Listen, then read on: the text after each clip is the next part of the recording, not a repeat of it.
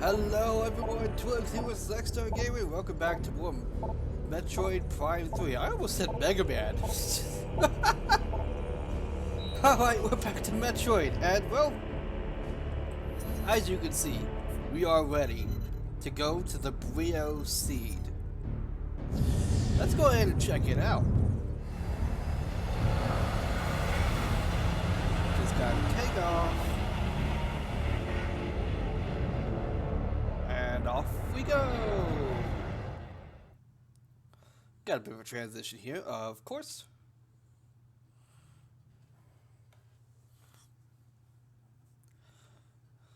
We're almost done with Bryyo here. There it is. Leviathan. Ooh, looks creepy in here.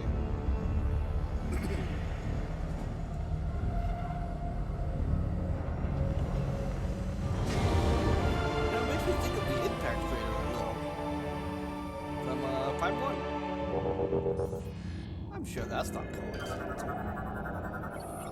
Parasitic fungus relies on the seed for sustenance. It is saturated with phasar, but not yet harmful. Okay. Scorch bugs down there. Okay. One of many glands that is capable of generating massive quantities of phasar. Semi-sentient organic structure. Phasar tentacles are harmful, but its top can be safely touched. Okay. Anything else worth scanning? There's a door, which is weird to have in this thing. Ew. I don't like that squishing noise. Okay, yeah, nothing different from any other door. It's just... Ew. What's this thing? The exposed symptom within this organic mass appears to be its only focal point. Ah, okay. I can scan that. Item identified missile ammunition 10. That's 10 ammo to missile launcher. Great. Alright, more squish. Let's just finish destroying that. Making sure we're good on the nail, even though it really shouldn't be a problem. It just came from our ship, but you know. Alright. Hello. Ancient Reptilicus war golem appears to be receiving energy from the core of the seed. Large amounts of concentrated phasar are pouring out from the seeds going onto the golem. Am I gonna have to fight this thing? I'm gonna have to fight this thing.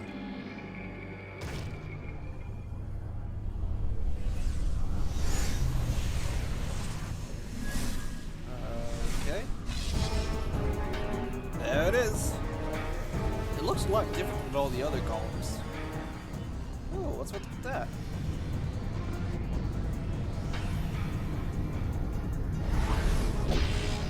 Oh, it's got magic hands.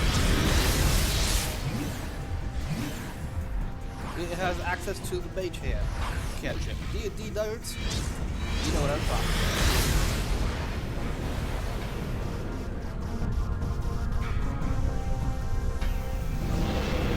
So it's got big, obvious weak points right there. Moganar. I don't always pronounce it Moganar. Ancient Reptilicus war golem was a pretty good source of power. You have big, obvious weak points.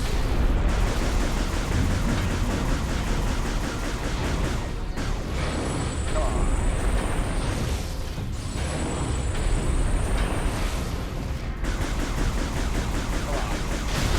There we go. Nope.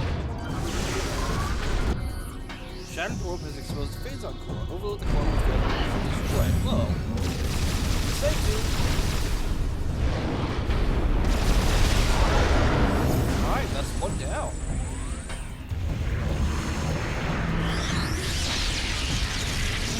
So, you have phasar feet now.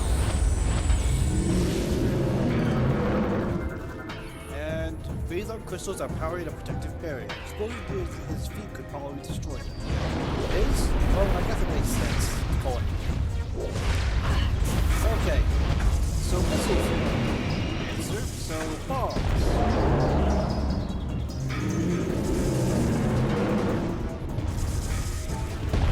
There we go. There.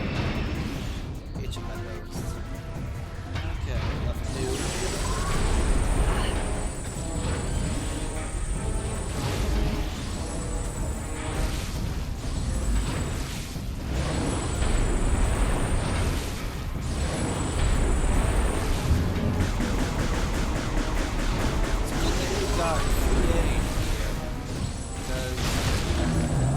That would complicate things if it wasn't.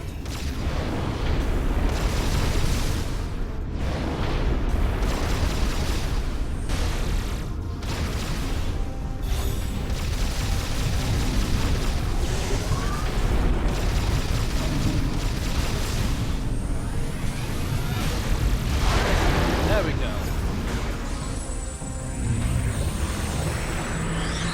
Do that. Alright.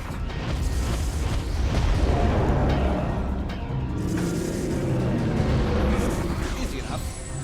Oh, you got one on the back, too.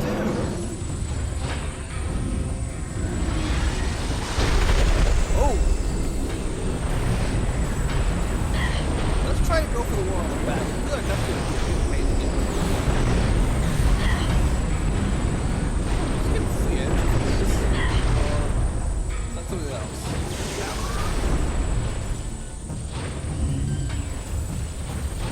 Come on.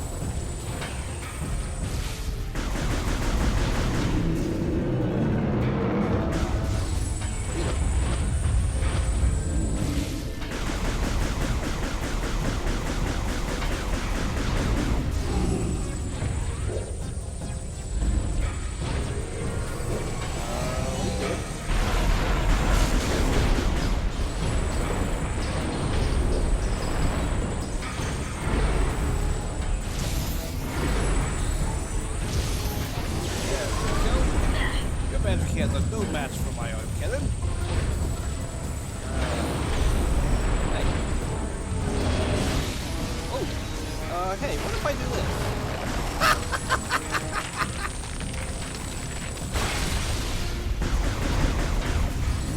How's that?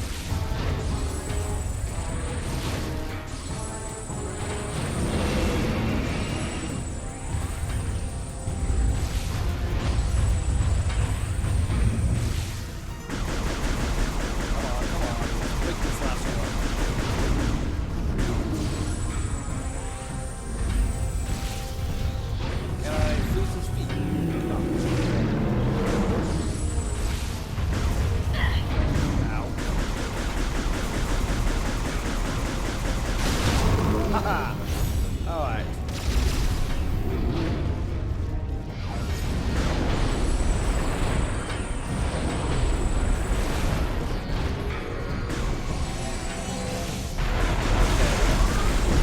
Blast coming out.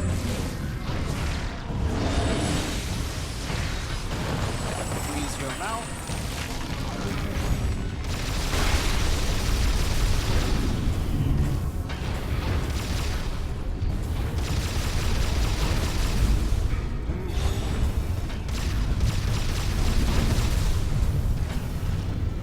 What are you doing?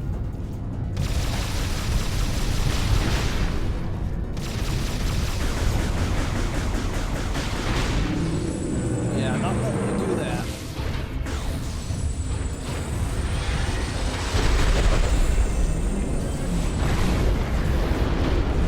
Come on. Ow. Hey.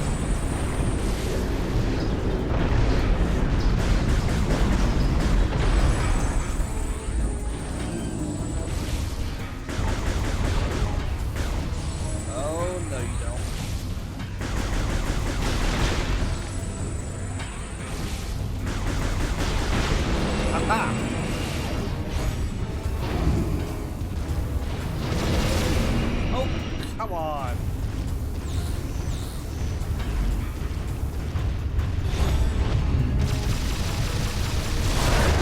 Ah! Alright, let's just leave one left.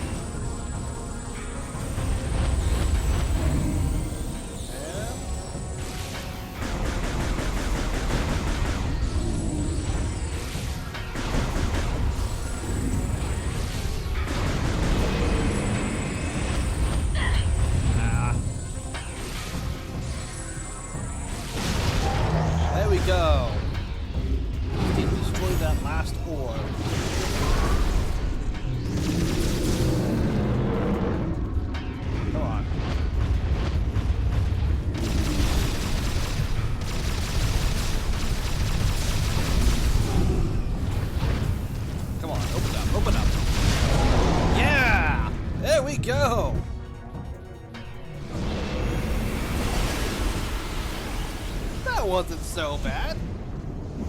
What's going on?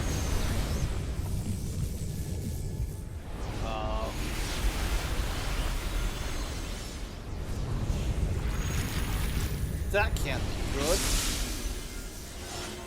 No. That can't be good at all.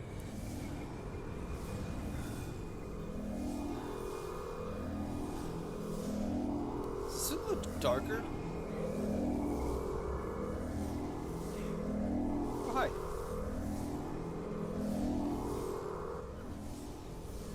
Oh. Oh, that's disgusting.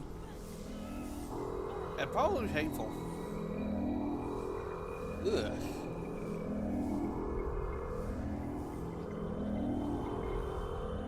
Feels weird not having any sound from that.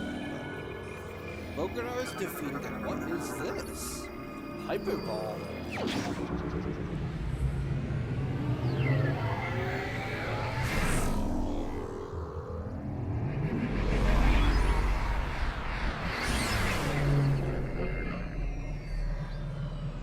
Get ourselves a new ability? Well, obviously, but what is it?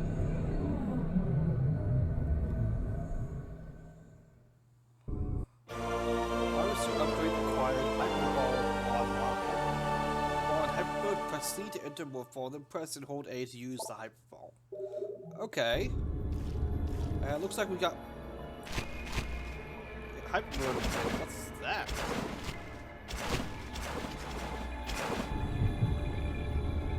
Looks like it's permanent Hyper Mode. Let's go ahead and try Hyper Ball. Ooh!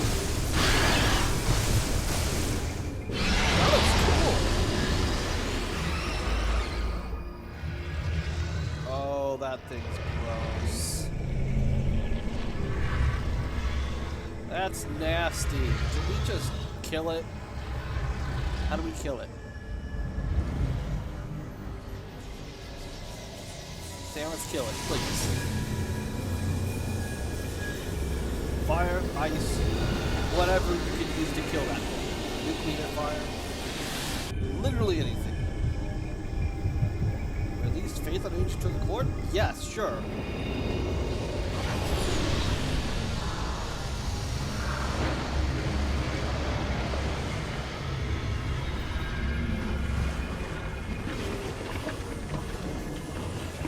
That'll do it.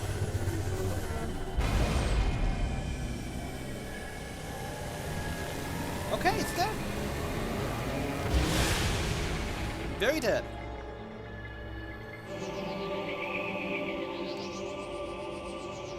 The whole thing is dead.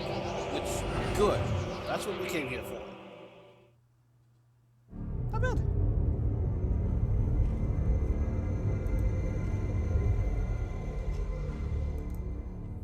Alright, so now we're above Bryyo. What do you got to say? Bryyo is now saved from further phase-on corruption. Thank you, Samus. You're welcome. Your next objective will be Elysia. Though Gore is stationed there, the Leviathan's phase-on contamination is still spreading. Uh-huh. The impact point is hidden deep within the storm clouds of this planet. You will not be able to reach its location. Instead, you may land near an automated research facility floating high above the surface, where GF Aurora Unit 217 is stationed.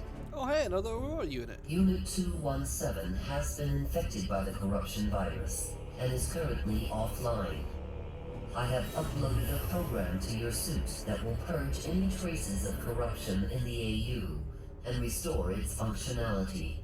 Well, that's neat. I don't know if I like you being able to just upload stuff to the suit Once without Unit asking. 217 has been restored, it will help us find a way to destroy the Leviathan. Okay. We are concerned about Gore ever since he lost contact with us.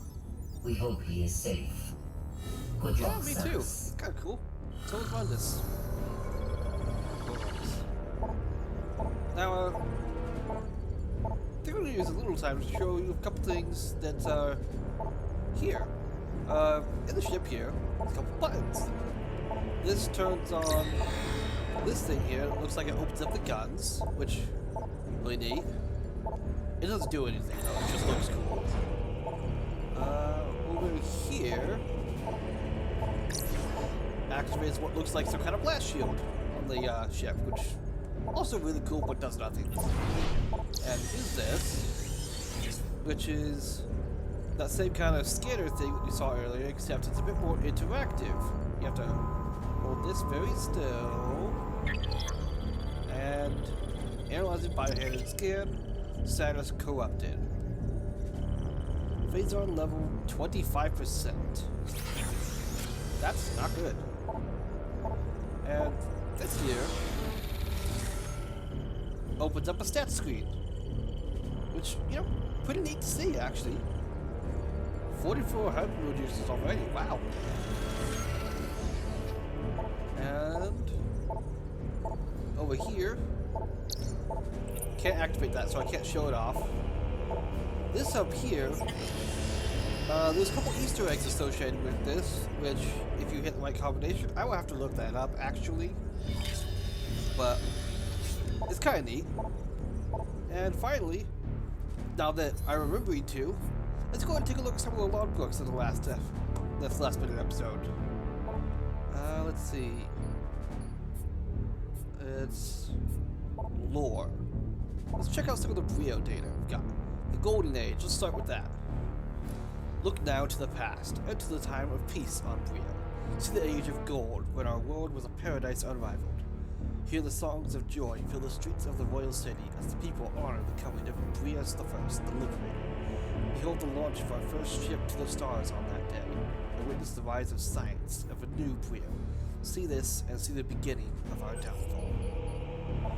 The Age of Science. Ships of Bryyo sped to the stars in all directions, bearing the banner of peace. Soon we found silver brethren in the Chozo, the Luminoth, the Ela? Starborn knowledge came to Bryyo, and we gladly sent our wisdom to our new friends in return. The hearts of Bryyo were filled with pride, and they honored the lords of science for all the wonders we provided. As the time of Neo Bryyo came to be, the old ways faded. The cries of joy from those who honored science covered the angry shouts of those who mourned the old ways, the primal traditions. The Age of Schism. In time, the wonders of science were not enough for those who held the primal traditions in their hearts. The warnings of the chosen to seek balance between old and new ways were not heeded by the lords of science, myself included. We forged on, ignorant of the rage in the hearts of the primals. The time came when Samus, the first lord of science, denounced the primals and their traditions in the center of the world city. It was as flame to a dry furnace. The age of science ended, and the age of schism was born. And now for the age of war. In the beginning, the conflicts were small, out of sight for most on Bryyo, but they grew, slowly but as steady as the coming of the sun. Diplomacy gave way to brutality, and war came to our world. The lords of science turned their minds from exploration to destruction, and unleashed horrors unknown upon their primal enemies. In retaliation, the primals turned to the darkest of ancient powers, cursing us, the science lords, and all who served our cause. Friends from the stars tried desperately to end the conflict, all in vain. The people of war would not be denied. And now we go to downfall. Look now to the time of battle, tribe against tribe. See fertile land swept clean of all living things by arcane nightmares or hellish blasts of science. See the giant stone Mogunars do battle, destroying the land with their titanic blows, and hear the undying scream of the planet wrecked by darkest war. The battles waged endlessly, and the resources needed to sustain our war machines were great. Bryyo too had become a casualty of the war. The air was filled with the smoke of battle, and the soil soaked with the toxins of pollution. Calamity after calamity visited the folk of Bryyo, to a world once known for wonders become a scarred husk under the stars. Only a small region remained habitable, and to it the survivors went, bringing the war with them.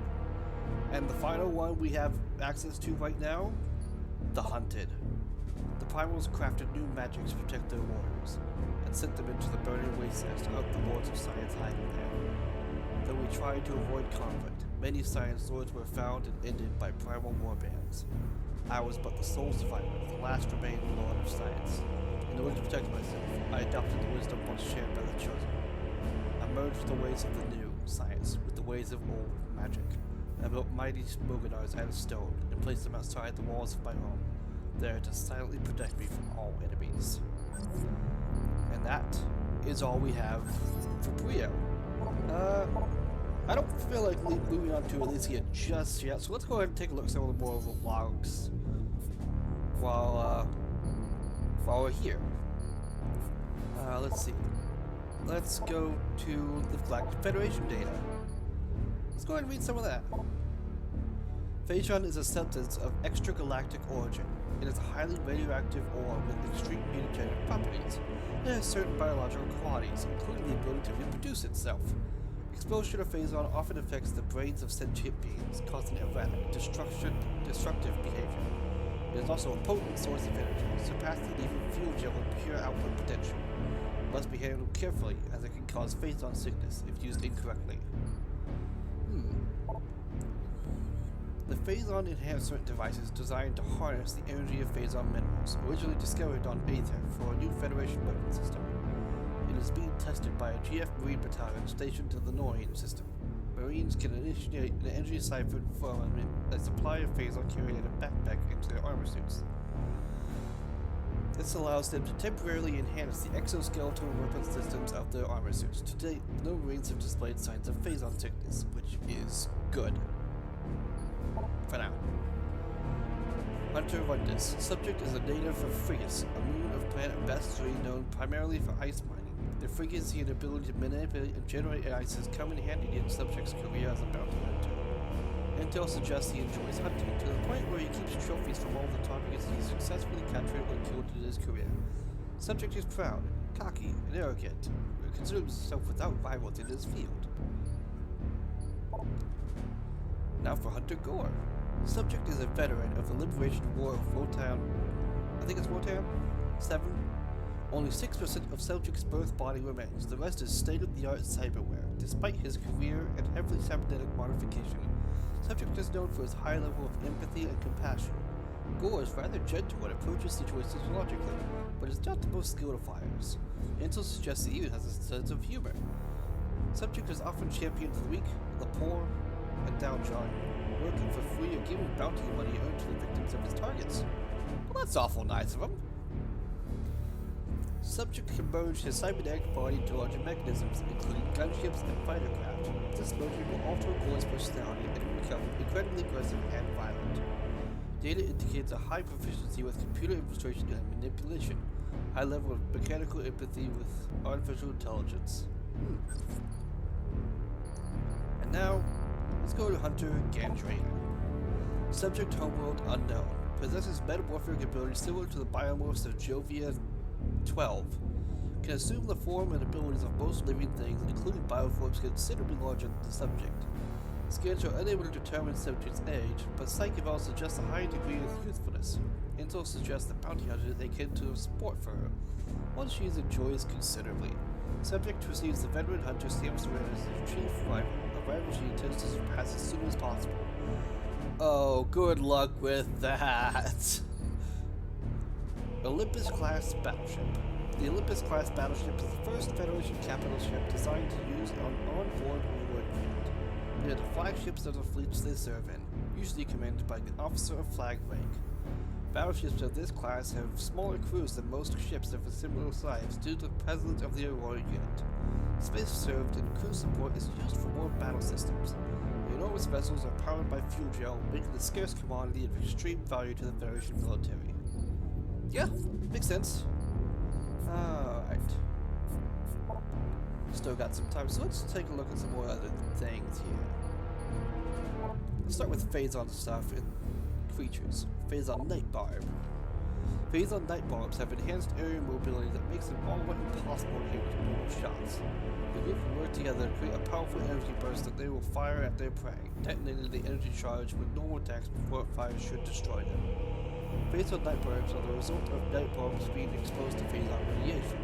These mutations look similar to their uncorrupted counterparts, but are characterized by their greatly increased offensive and defensive capabilities.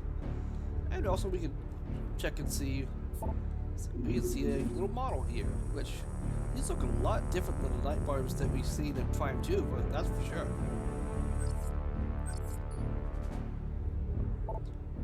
wonder if they were intended to be related to the night barbs in Prime 2, or if it just happened to be a reused name. Who knows? Pillbogs are commonly found in small spaces, often making traveling through tunnels troublesome. Bombs are effective against them, however, they are underground vermin. It would injure. Oh, I missed the spacing. Bombs are effective against them, however. They are underground vermin. It would energize their hard-shelled bodies with visor. Once charged, they will roll into a defensive shape and charge their enemies. So, just like the ones in Prime 2, except they have like an energy thing. Let's take a look at some of the stuff from Bryyo. So we were just there. From the top, Alpha Hopper. Alpha Hoppers are characterized by their unique color and durable hide. They are highly territorial and will attack any creature who wanders too close to the nest. When hunting impacts, they will often keep their distance while others move in to attack at close range. Like all hoppers, their legs end in sharp talons that are being used to shred through any prey that gets close enough. Yeah, we've seen that. An atomic. Atomics are creatures composed entirely of energy. A strong energy blast is adequate to destabilize the atomic and cause it to explode. It is sustained by their core, which generates a constant supply of electricity. When an abundance of energy has been produced, the atomic will discharge a section of its body in the form of an explosive projectile. When new sources of energy have an opposite polarization, the atomic will respond aggressively. Wonder if it's possible to choose that electricity. How come no one seems to have tried that? I'd like to know. Bryonian Shriekbat. One of many types of shriekbats, oh we know, found across the solar system. The Bryonian Shriekbat behaves similar to all of its cousins. Shriekbats will nest in small groups and make their home in a sheltered environment. Dwelling on the top of caverns and ruins, the Shriekbat will hunt nearby insects and small creatures for food. Once a nesting area has been found, it will be fiercely protected from any true intruder. The territorial Shriekbat will dive bomb any creature that wanders too close, no matter what the size, which is not really smart, but okay. Let's go ahead and go down to the Gamer. The spiked shell of a Gamer is rather durable and can only be destroyed by an explosive blast. While menacing in appearance, they are non-aggressive scavengers that feed on the waste of other creatures. This food source has led to them being spreaders of many types of diseases. Gross! Jellbug. Jellbugs are roaming insects encased in organic phasite. These cavern-dwelling bugs have come to rely on fuel gel as a source of sustenance.